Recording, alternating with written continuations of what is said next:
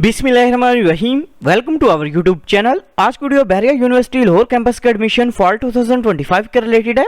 बहरिया university Lahore campus में admission fall 2025 जो basically start हो चुकी है। सबसे पहले तमाम कैंडिडेट से रिक्वेस्ट है कि अगर आपने हमारे यूट्यूब चैनल को अभी तक सब्सक्राइब नहीं किया तो कहीं सब्सक्राइब कर लें ताकि आपको तमाम जॉब्स, एडमिशंस और स्कॉलरशिप्स की अपडेट जो मिलती रहे। इसके अलावा हमने कैंडिडेट्स के लिए अप्लाई सर्विस जो भी स्टार्ट की है, आप घर बैठे कॉल या मैसेज के थ्रू हम अप्लाई करवा सकते हैं।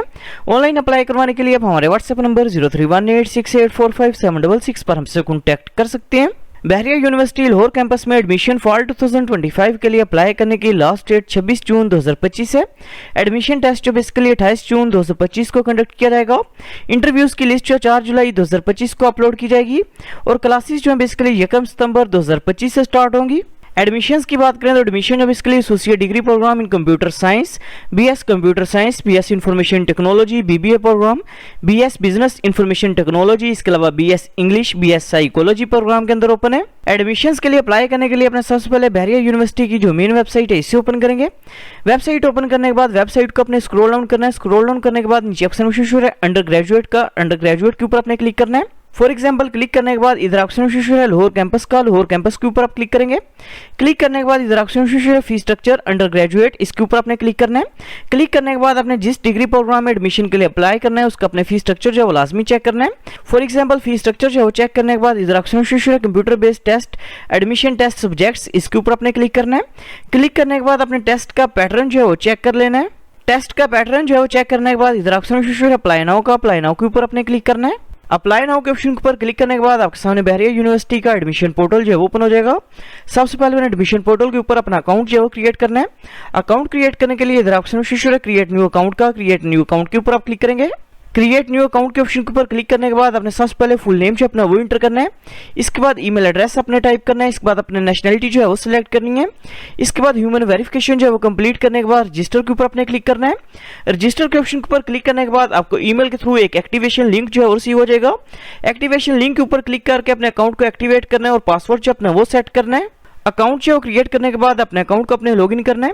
अकाउंट जो लॉगिन करने के बाद इधर ऑप्शन है प्रोवाइड प्रोफाइल इन्फॉर्मेशन, इसके ऊपर अपने क्लिक करना है। क्लिक करने के बाद अपने सबसे पहले प्रोफाइल पिक्चर जो अपनी वो अपलोड करनी है। प्रोफाइल पिक्चर अपने ब्लू बैकग्राउंड या व्हाइट बैकग्राउंड के अंदर अपलोड करेंगे। प्रोफाइल पिक्चर जो है वो अपलोड करने के बाद अपने सबसे पहले CNIC नंबर जो अपना वो इंटर करना है। इसके बाद जेंडर जो अपने वो सिलेक्ट करना है। इसके बाद अपने एडमिशन कैटेगरी जो है वो सिलेक्ट करनी है।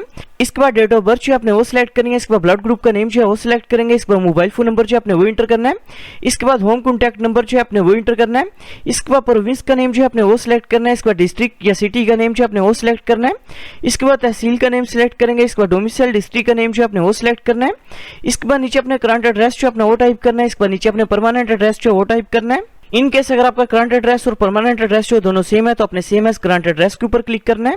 इसके बाद अपने सोर्स ऑफ इन्फॉर्मेशन बताना है कि आपको बहरिया यूनिवर्सिटी कराची कैंपस के बारे में इन्फॉर्मेशन जो है वो किस तरह से हुई है, आपने ये सिलेक्ट करना है। इसके बाद नेक्स्ट ऑफ किन की इन्फॉर्मेशन जो है आपने वो इंटर करनी है। इसके बाद इमरजेंसी कॉन्टैक्ट नेम जो है वो इंटर करना है। In case of emergency university जिस पर्सन के साथ कॉन्टैक्ट करेगी अपने उस पर्सन का नेम जो है वो टाइप करना है। इसके बाद इमरजेंसी कॉन्टैक्ट नंबर अपने इंटर करना है। इसके बाद इमरजेंसी फोन नंबर जो है अपने वो इंटर करना है। इसके बाद रीजन का नेम जो है अपने वो सिलेक्ट करना है। इसके बाद इन केस अगर आपकी कोई फिजिकल डिसेबिलिटी है तो अपने यस के ऊपर क्लिक करना है, अदरवाइज अपने नो के ऊपर क्लिक करना है।